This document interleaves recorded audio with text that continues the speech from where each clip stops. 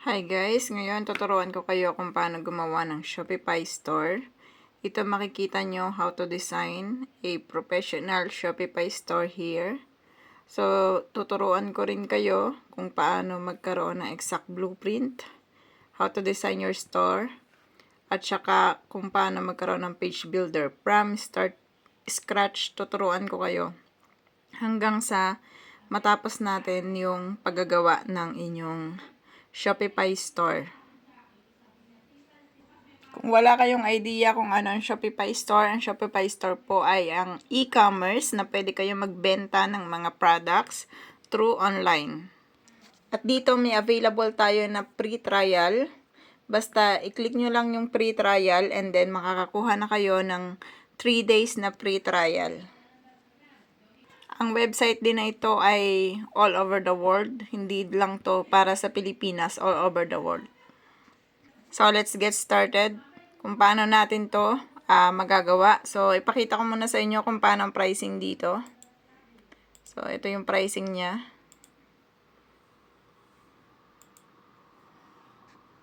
So, yan. Start for free, then enjoy your first month for $1. At ituturo ko sa inyo ang pag-setup niyan. Kaya tune in lang kayo. Ito guys, tuturuan ko na kayo kung paano mag-setup ng ating Shopify store. Punta lang kayo sa Shopify and then, in here, you can see, enter your email address. I-enter nyo lang yung email address na prepare nyong gamitin and then start free trial. And then, just answer a few questions na makikita nyo doon sa inyo mismong laptop or computer.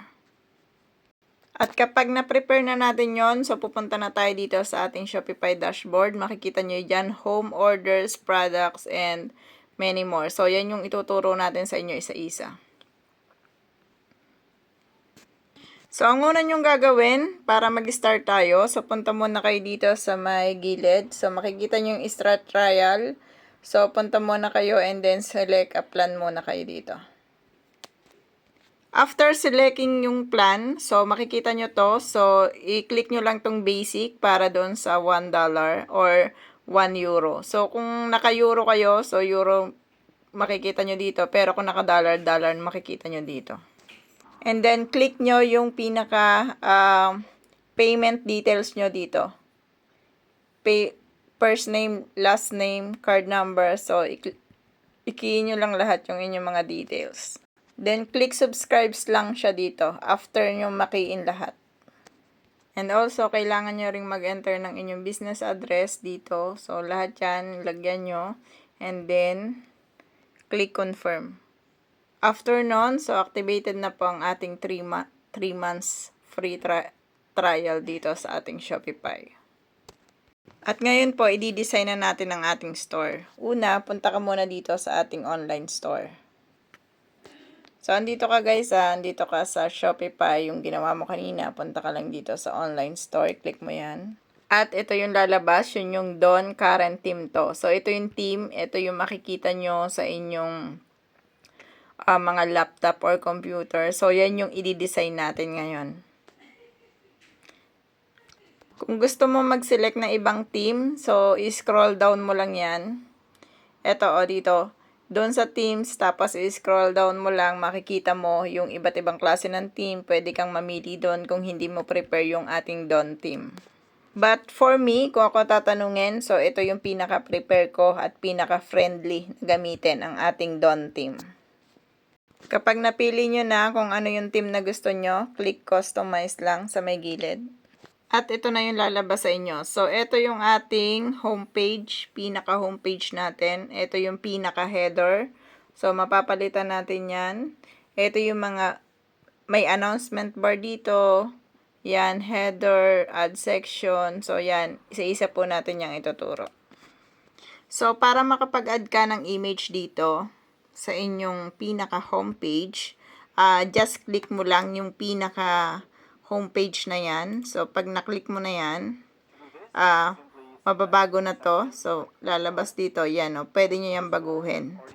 So, kung wala pa kayong image para dito, pwede po kayong gumawa sa ating Canva. At kung meron naman, pwede kayong kunin nyo na sa inyong mga computer.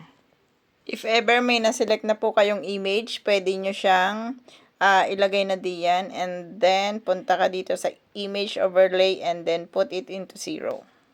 So, pwede nyo rin baguhin ang inyong banner height into large, medium, or small.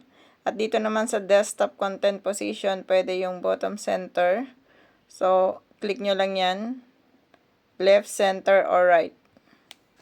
At kung gusto nyo naman baguhin yung text na nandito, just click nyo lang yan ng inyong mga mouse. At mag-highlights na po yung mga nakasulat dito. So, ito yung mga text na makikita natin sa mga website. Itong highlights ko na to. Once it's highlight, so makikita nyo dito sa may gilid dito, yung kung paano yung sulat na gusto nyo, bold ba, or yung naka-slant. Kung gusto nyo na small, medium, or large. So, prepare ko yung small, mas maganda siya sa small. And as you can see dito sa may baba natin, meron po siyang button. So, pwede natin siyang i-click, and then pag na-click natin siya, punta ka dito sa may taas. So, ito yung button na i-click natin. So, paltan nyo yan kung gusto nyo paltan. For example, shop or men, woman. And then, lalagyan nyo lang siya ng link dito sa may baba. Yan o. First button link.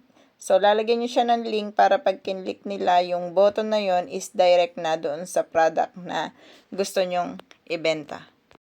So, yung ating first button link, i-click nyo lang siya sa all products. And then, dito sa use outline buttons style is i-uncheck nyo lang yan. Kung gusto nyo namang makita yung outcome ng inyong ginawa, so pwede kayong pumunta dito sa may gilid. So meron ditong desktop, mobile at saka tablet. So i-click nyo lang yan kung gusto nyo tingnan kung paano ba siya sa mobile, sa desktop, or sa tablet. So yon, pinakita ko na sa inyo kung paano mag-optimize ng ating Shopify store. Check nyo lang and then start your free trial here. So, gawin nyo lang siya and then sunod naman natin is papakita natin kung paano maglagay ng products.